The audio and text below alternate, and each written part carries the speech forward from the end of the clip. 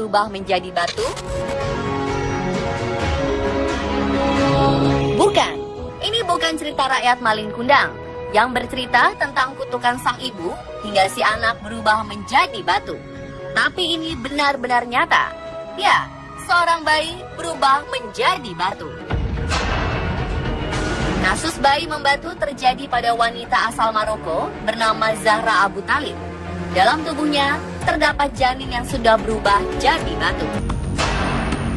Kisah mengerikan ini bermula ketika Zahra Abu Talib mengandung anak pertamanya di usia 26 tahun. Tiba saatnya ia akan melahirkan. Zahra dibawa ke rumah sakit di daerah Casablanca, dekat tempat tinggalnya di Maroko, untuk menjalani proses lahiran sesar. Zahra bercerita ketika ia berada di rumah sakit, ia begitu ketakutan setelah melihat seorang pasien perempuan meninggal dunia saat proses melahirkan. Peristiwa ini membuat Zahra trauma dan khawatir akan mengalami hal yang sama.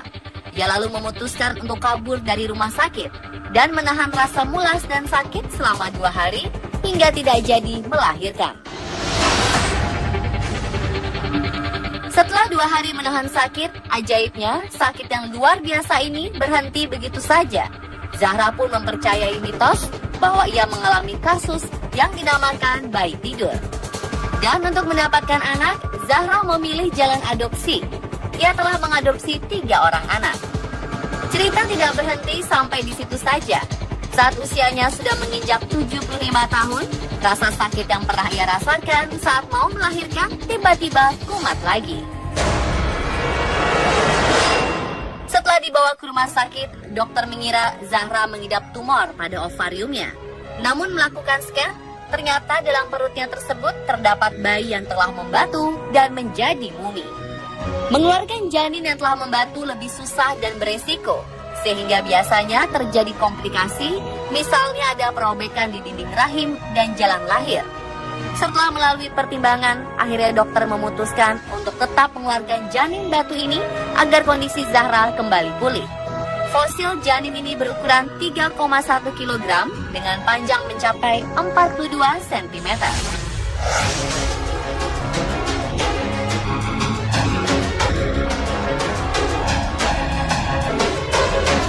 Peristiwa bayi menjadi batu tak hanya terjadi pada Zahra Abu Talib. Dalam kurun waktu 400 tahun, sekitar 300 wanita lainnya di dunia juga mengalaminya. Contoh lainnya dialami oleh wanita berusia 92 tahun di Chili. Di dalam perut nenek ini terdapat bayi yang tak dilahirkan dan diperkirakan telah berusia 50 tahun dalam perutnya. Bedanya dengan Zahra Abu Talib, nenek ini mengaku tidak pernah menyadari kalau ia sedang hamil. Bayi naas tersebut harus menemui ajalnya dengan meringkuk kaku serta membatu.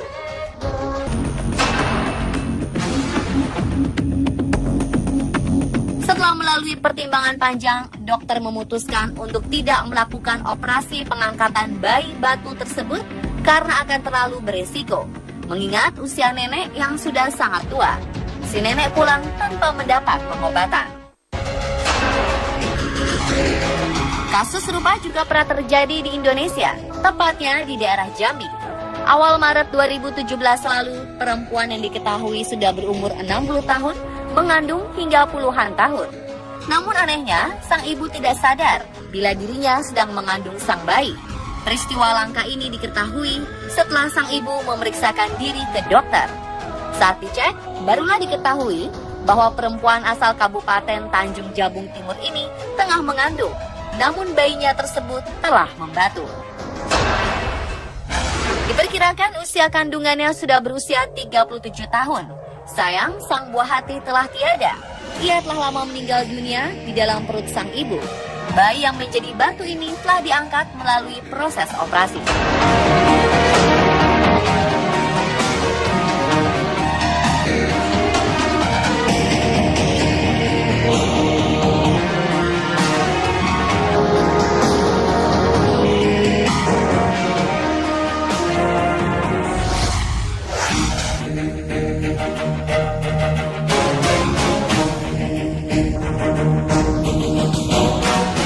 Kisah bayi berubah menjadi batu bukanlah kisah legenda yang tak nyata, seperti halnya kisah legenda Malin Kundang yang dikutuk menjadi batu.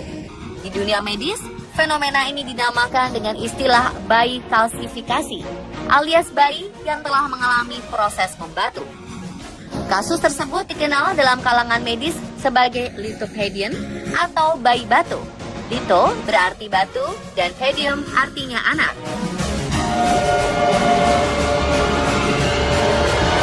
Dokter spesialis kandungan dari Rumah Sakit Bersalin di Jakarta, Dr. Musa menjelaskan bahwa sebenarnya bayi berubah menjadi batu adalah hal normal dalam reaksi pertahanan tubuh akibat kematian janin. Karena itulah, proses kehamilannya pun terhenti dan akhirnya janin di dalam tubuhnya mengalami proses pengapuran. Untuk menghindarkan tubuh ibu dari infeksi sebab busuknya organ sang janin, ia mengalami kalsifikasi atau berubah menjadi batu. Jadi sebetulnya lithopedion itu adalah janin itu sendiri yang kemudian prosesnya karena meninggal. Kalau kecil dia akan diserap kembali oleh tubuh, diresorpsi namanya. Tapi kalau gede, sudah besar, diresorpsi pun tidak akan habis sehingga tertinggallah yang namanya janin tadi. Kemudian dia akan membentuk semacam bungkus yang namanya pengkapuran, kalsifikasi, dan kemudian mengeras. Tujuannya sebetulnya mekanisme untuk tubuh sendiri supaya tidak terjadi infeksi. Nah, pengerasan itu sendiri kemudian disebut dengan lithopedion. Dr. Musa menyebutkan, kasus seperti ini biasanya terjadi pada kehamilan yang tidak disadari, atau biasanya sang ibu tidak melakukan pemeriksaan ke dokter kandungan. Begitu mengetahui dirinya tidak menstruasi beberapa bulan. Akhirnya baru ketahuan setelah sekian lama saat perutnya merasakan sakit yang sangat hebat. Kemudian lithopedion itu terjadi, itu kan ceritanya lama. Satu, yang bersangkutan tidak melakukan pemeriksaan kepada dokter. Ketahuannya setelah sakit yang luar biasa baru dilihat, baru ada itu kan. Kalau sekarang kemungkinannya untuk terjadi seperti itu kecil. Kenapa? Sebentar-sebentar kita melakukan pemeriksaan dengan USG. Sehingga begitu janin 8 minggu tidak berkembang, detak jantungnya berhenti, sudah terdeteksi. Jadi tidak akan sempat untuk terjadi lithopedion tadi, kecuali di tempat terpencil, kemudian dia tidak melakukan pemeriksaan USG, ya kemungkinan masih bisa terjadi. Berbeda dengan kasus Zahra Abu Thalib, dia tahu kalau dirinya tengah hamil, namun memilih untuk menahan proses lahiran dan menyimpan bayi di kandungannya selama bertahun-tahun. Kasus tersebut sangatlah aneh dan langka, sebab yang kita tahu, wanita yang telah masuk dalam masa melahirkan tidak bisa ditahan-tahan. Beberapa kasus melahirkan di jalanan, di pesawat, di angkutan umum, atau di perjalanan menuju rumah sakit adalah contohnya. Bagaimana pendapat Dr. Musa mengenai kasus Zahra Abu Thalib ini? Di dalam kehamilan, tentunya hormonal kehamilan yang akan tumbuh atau meningkat. Nah, begitu kehamilan itu cukup bulannya, kasarannya hormonal untuk kehamilannya menurun, hormonal untuk melahirkannya yang meningkat. Sehingga begitu cukup bulan, proses persalinannya akan timbul dengan sendirinya. Tapi ada orang-orang tertentu yang hormonal yang merangsang untuk timbulnya kontraksi supaya melahirkan itu tidak timbul-timbul. Oleh karena itu kalau tidak timbul, ditimbulkan. Jadi artinya kalau proses berjalan terus kemudian kita menahan supaya tidak berjalan, nggak bisa. Diakui oleh Dr. Musa, cukup banyak ibu yang tak menyadari janinnya sudah meninggal, bahkan janinnya membatu atau mengeras. Hal ini terjadi karena kurang pekanya sang ibu, terlebih lagi karena tak ada reaksi penolakan pada tubuhnya. Merasakan mual-mual pun juga tidak bisa dipastikan hamil kalau tidak memeriksakan diri. Ya, sebetulnya kalau kehamilan itu ada dua tanda, subjektif sama objektif. Kalau subjektif itu merasa tidak haid, bisa orang itu merasa hamil sehingga timbul mual segala macam. Tapi kalau objektif tentunya pertama tidak haid, kemudian dilakukan pemeriksaan semacam tes kencing. Nah, kalau tes kencingnya positif, pasti itu akan dinyatakan hamil. Kalau ditambah lagi dengan pemeriksaan USG, di situ akan terlihat buah konsepsi, pasti dia akan dinyatakan hamil. Tapi memang belum tentu orang hamil itu mempunyai keluhan. Tidak semua orang, artinya mual dan muntah tadi belum tentu, sifatnya individual.